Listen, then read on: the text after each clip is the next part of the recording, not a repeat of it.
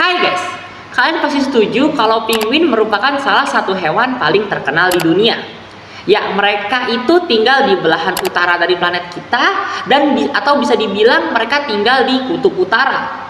Tapi tahukah kalian teman-teman bahwa sebenarnya dulu itu penguin gak tinggal di kutub utara doang gitu loh.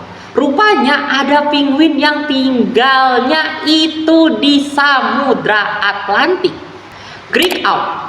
Ya, itu merupakan penguin yang tinggal di perairan Atlantik Utara, tepatnya di Eropa Barat, Greenland, Amerika, dan Kanada. Tetapi sayangnya, pada abad ke-19, mereka itu menghilang bagaikan avatar. Lah, kenapa mereka bisa menghilang? Ya, baik. Mari kita bahas.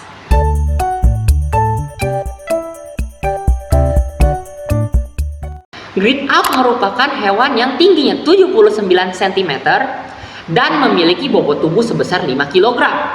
Kalau misalnya kita lihat secara sekilas, mereka itu memang terlihat mirip seperti penguin, meskipun sebenarnya mereka bukanlah kerabat dekat.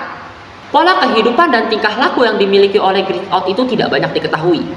Hal itu disebabkan karena sedikitnya informasi tentang hewan ini. Dan pada saat itu pun juga ilmuwan dan peneliti itu tidak mencatat tentang hewan ini. Lah, terus catatan tentang hewan ini itu dari mana? Nah, ini rupanya didapatkan dari catatan-catatan para pelaut yang melewati Atlantik Utara. Berdasarkan catatan tersebut, rupanya Great Auk itu hanya akan pergi ke darat saat musim kawin. Dan saat bukan musim kawin bagaimana? Ya, rupanya teman-teman, ini fakta yang sangat unik adalah saat mereka tidak melaksanakan kawin gitu ya, bukan di musim kawin, mereka itu hanya berenang-renang di laut saja gitu. Mereka tidak mencoba untuk pergi ke darat. Dan mereka itu ya seperti penguin, tapi cara mereka hidup itu mereka berenang di atas air. Jadi lebih seperti bebek lah ya gaya hidupnya sebenarnya. Great Auk merupakan hewan yang sangat pemilih. Dan kenapa bisa dibilang seperti itu? Ya, rupanya teman-teman, saat mereka ingin berkembang biak, mereka itu akan memilih pulau batu yang letaknya jauh dari daratan utama.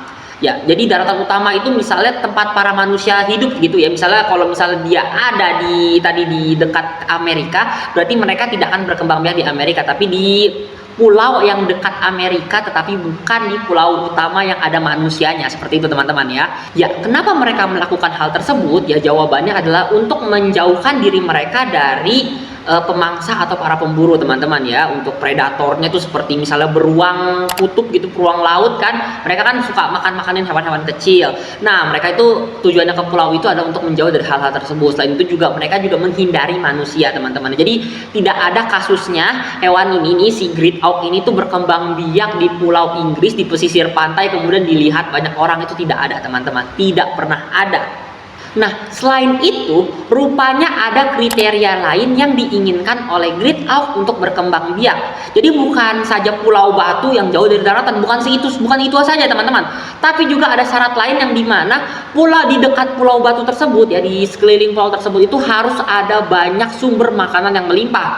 Untuk sumber makanan sendiri adalah ikan-ikan kecil yang sangat banyak gitu. Misalnya kayak ada banyak kawanan ikan yang suka berkembang biak di sana, atau perairan itu tuh dilewati oleh berbagai macam jenis ikan kecil-kecil yang bisa mereka makan gitu. Jadi kalau misalnya tempat tersebut misalnya pulau terpencil, pulau batu, tetapi tidak ada ikan dan mungkin saja bukan banyak ikan-ikan kecil atau ikan-ikannya ada ikan-ikan besar, mereka tidak akan mencoba untuk berkembang biak di situ teman-teman ya. Ya, repot kan persyaratannya teman-teman ya, seperti itulah teman-teman. Dan itulah yang menyebabkan kenapa lokasi perkembangan biakan dari hewan satu ini tuh cukup terbatas teman-teman. Untuk lokasi dari perkembangan biakan dari hewan ini bisa kalian lihat dari gambar ini ya, tuh ya, cuma di situ saja tuh sangat-sangat sedikit kan. Ya, luar biasa memang. Dan cara perkembangan biakan dari hewan yang satu ini sebenarnya tidak jauh beda dengan penguin ya guys. Jadi misalnya kalian mau tahu cara bagaimana penguin berkembang biak, bisa kalian cari tahu sendiri. Tetapi intinya teman-teman, yang membedakan dari penguin dengan Great Auk adalah saat telurnya sudah keluar ya. Kalau penguin itu kan yang ngeramin yang jantan ya. Nah, kalau Great Auk itu tuh bergantian teman-teman, antara jantan dan betina itu mereka bergantian untuk mengerami telurnya. Dalam kurun waktu kurang lebih adalah 6 minggu guys. Jadi 6 minggu, nah setelah itu baru telurnya netas. 6 minggu itu kurang lebih 1 bulan lebih lah ya, 1 bulan lewat gitu.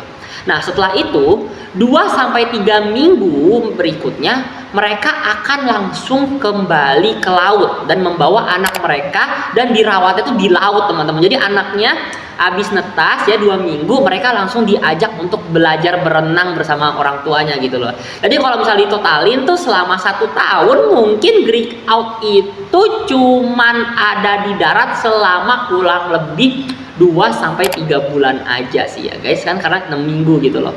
Ya 2 bulanan ya, 2 bulanan. Nah, seperti biasa sekarang baru kita masuk ke pembahasan tentang bagaimana hewan ini punah. Nah, jadi katanya teman-teman ya, berdasarkan jurnal yang ditulis oleh peneliti yang informasinya nanti saya taruh di bawah teman-teman. Ya, jadi katanya sebenarnya hewan ini tuh udah diburu sejak abad 8 guys.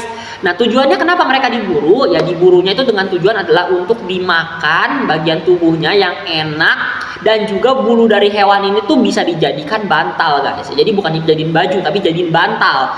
Oke. Nah, tapi pada abad 8 itu tuh diburunya nggak terlalu nggak terlalu gila-gilaan lah bahasa itunya, bahasa gampangnya ya.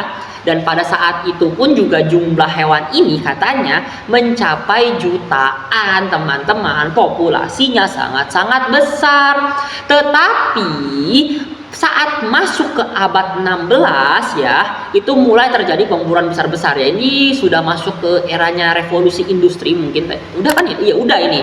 Nah, jadi kan hewan ini tuh rupanya banyak peminatnya gitu loh. Bulu-bulunya itu dipakai untuk bikin bantal. Selain bantal juga rupanya bisa dimanfaatkan untuk hal lain seperti misalnya aksesoris pada pakaian teman-teman ya. Karena kan yang namanya bulu ya, meskipun bulu hewannya kayak gitu ya, tapi ya nggak tahu lah ya. Tapi yang jelas adalah mereka itu diburu untuk dimakan sama dijadiin pakaian ya. Sebenarnya nggak terlalu salah sih asal mereka melakukan asal diburunya itu secara baik gitu loh, nggak gila-gilaan. Tapi kan rupanya karena industri berkembang pesat, permintaan jadi banyak, jadi ya perburuan dari hewan itu semakin gila gitu loh guys.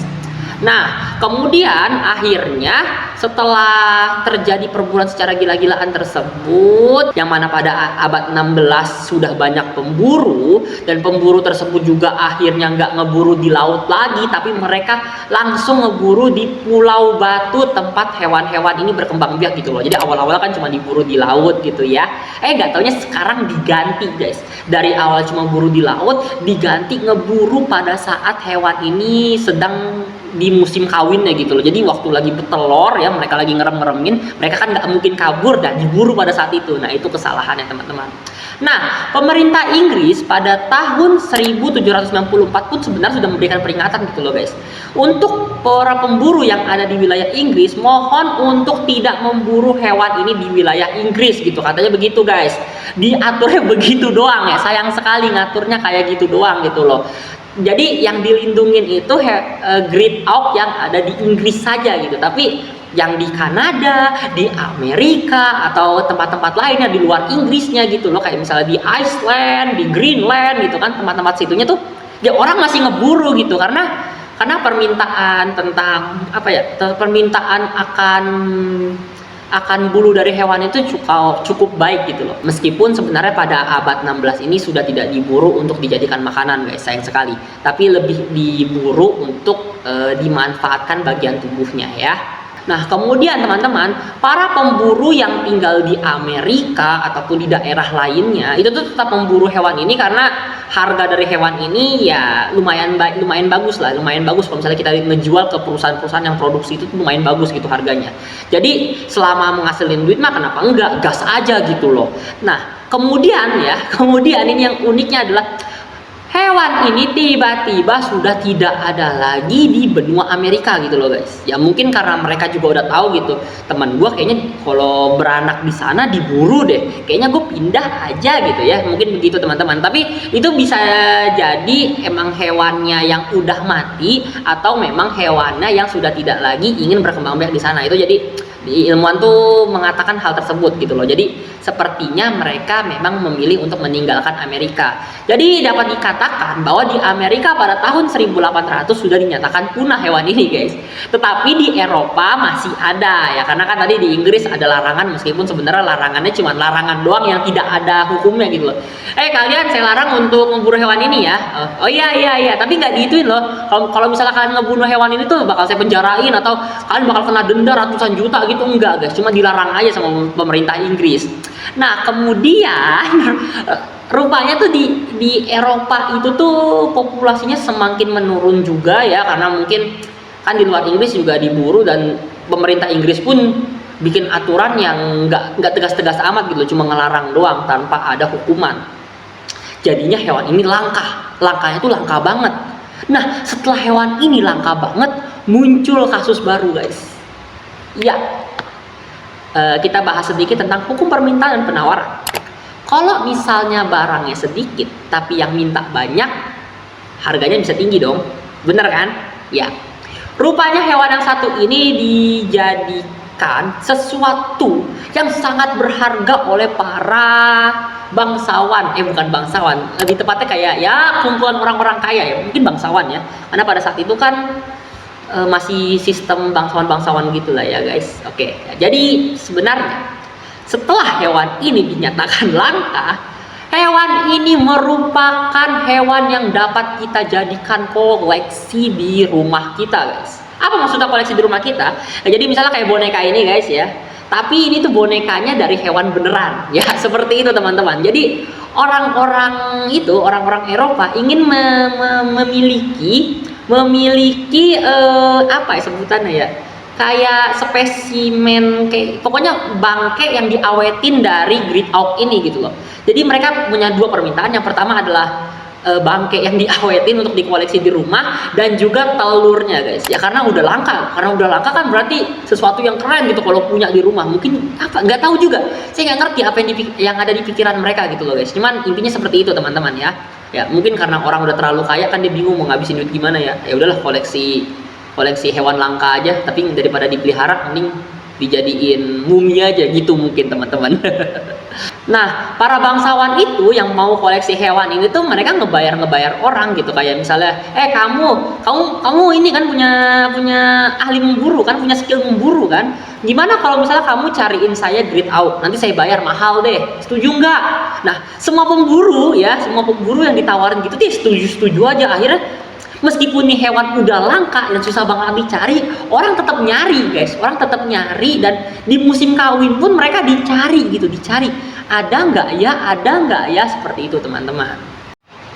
Nggak taunya udah punah beneran gitu loh, udah habis rupanya, udah nggak ditemuin gitu loh. Dan rupanya terakhir teman-teman, hewan ini tuh ditemukan di Iceland pada tahun 1844. Ya 1844, jadi 44 tahun setelah dia punah di di benua Amerika, di Eropa ditemukan terakhir pada 44 tahun selanjutnya gitu loh. Nah ini yang lucunya guys, jadi rupanya ditemukan sepasang Great Auk yang sedang mengerami telurnya gitu, sama seseorang pemancing fisherman itu apa guys ya, intinya itulah ya, seorang fisherman, nelayan gitu loh. Nah nelayan itu setelah menemukan hewan ini, bukannya dibiarin hidup atau gimana gitu ya, dilaporin ke pemerintah gini, ini ada ini nih ditaruh di kebun binatang, atau mungkin pada saat itu belum ada kebun binatang ya, sepertinya belum ada teman-teman ya. Nah, jadi saat mereka menemukan hewan itu, langsung di otaknya itu adalah wah duit nih. Jadi saat Great Auk sedang mengerami telurnya, mereka datang langsung dicekek lehernya dua-duanya, diangkat, kemudian diginiin sampai mati ya, sampai gitu, udah nggak ada nyawanya lagi. Kemudian telurnya diinjek. Ya agak gimana gitu. Nah kemudian nelayan itu ngeawetin hewan ini ya, hewan ini diawetin sama dia tuh sebenarnya berdua. Ini saya lupa namanya siapa, kalian bisa cari aja di jurnal di bawah ada pokoknya, kalian bisa lihat. Nah kemudian dijual ke orang kaya guys ya, jadi setelah diawetin dijual gitu loh. dan telurnya entah kenapa diinjek, padahal mungkin kalau misalnya diramin lagi atau mereka culik deh itu tuh hewan ya, tuh si sepasang itu diculik di rumah mereka terus punya anak, habis itu mereka kembang biakin sendiri, ya nggak mungkin juga sih, tapi ya siapa tahu bisa gitu, bisa lebih untung ya. Tapi kalau ada orang yang nawarin uang banyak sih kenapa enggak ya, mungkin itu yang ada di otak mereka ya. Dan mungkin juga saya di sana, seandainya saya tinggal di sana, seandainya saya ada seorang pemburu, mungkin saya melakukan hal yang sama sih guys, kalau ditawarin sampai ratusan juta gitu ya. Nah, setelah itu akhirnya hewan ini punah lah guys, karena itu katanya itu spesies terakhir yang ditemukan oleh yang rupanya yang nemuin tuh nelayan gitu loh. Sayang sekali diinjek telurnya, ya Allah, apa yang ada di pikiran nelayan itu? Duit tentu saja teman-teman ya. Nah, rupanya nggak sampai situ aja teman-teman, meskipun hewan ini sudah punah, rupanya orang-orang yang udah milikin hewan itu, yang diawetin itu, yang udah dijadiin mumi itu ya, rupanya ditawar juga sama orang gitu, lu punya greed out kan, gue bayarin dong harganya nih, gue lebihin lagi gitu. Jadi setelah hewan ini punah, makin mahal lagi gitu, masih banyak yang nyari buat dijadiin koleksi di rumahnya gitu loh teman-teman. Bahkan ya pada tahun 1971 Icelandic Museum of National History, yaitu pokoknya museum di Islandia, dia itu membeli spesimen burung auk sebesar $21,600 teman-teman.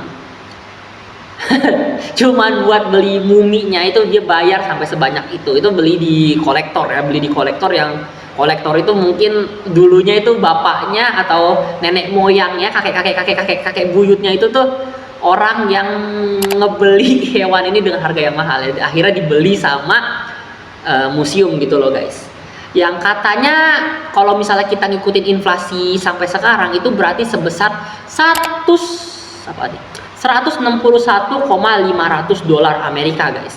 Dan kalau misalnya dirupiahin ya kira-kira ada di angka 2,5 miliar lah ya guys, segituan lah ya, cuma buat mayat doang gitu, mayat yang diawetin. Ya sebenarnya agak gimana ya, agak aneh cerita tentang hewan ini teman-teman. Kemudian penelitian tentang hewan ini pun dilakukan gitu ya guys. Ada ilmuwan yang menyatakan, nih ilmuwannya agak gini sih guys ya. Jadi ada beberapa ilmuwan yang beropini bahwa sebenarnya hewan ini tuh punah bukan karena diburu sama orang gitu loh guys, tapi punah karena perubahan suhu di bumi gitu kan. Dari tahun 1400 sampai ke 1800 itu kan terjadi perubahan suhu gitu ya di bumi ya guys.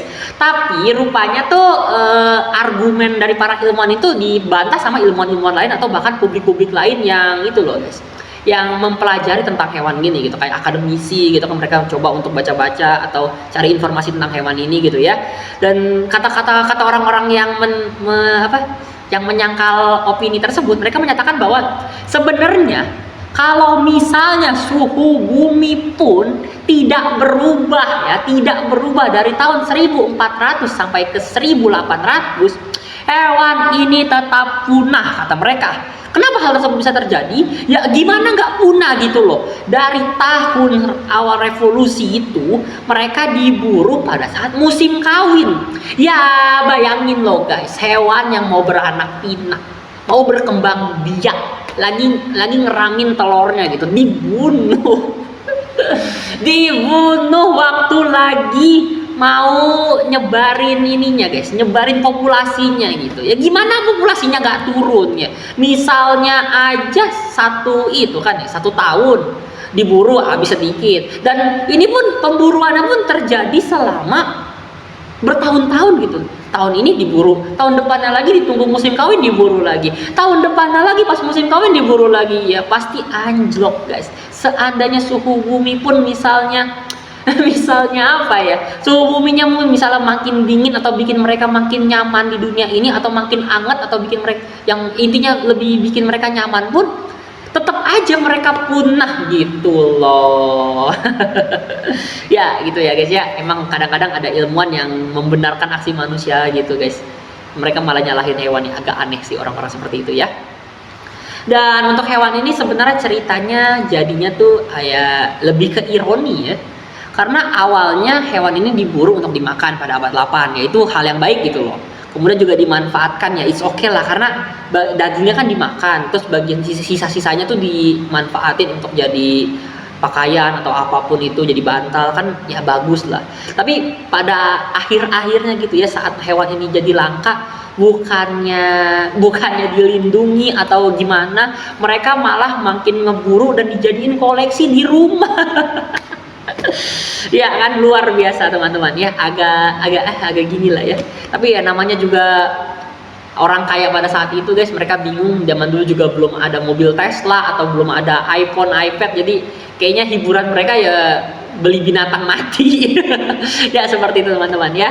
Ya mungkin segitu saja untuk video kali ini teman-teman. Terima kasih banget buat kalian yang udah nonton sampai selesai.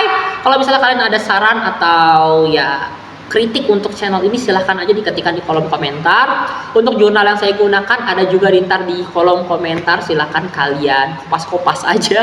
Kalau misalkan mau baca bisa juga kalian ya, bukan di kolom komentar, di deskripsi ya guys ya. Ya mungkin segitu video kali ini, sampai jumpa lagi di next video. Bye bye.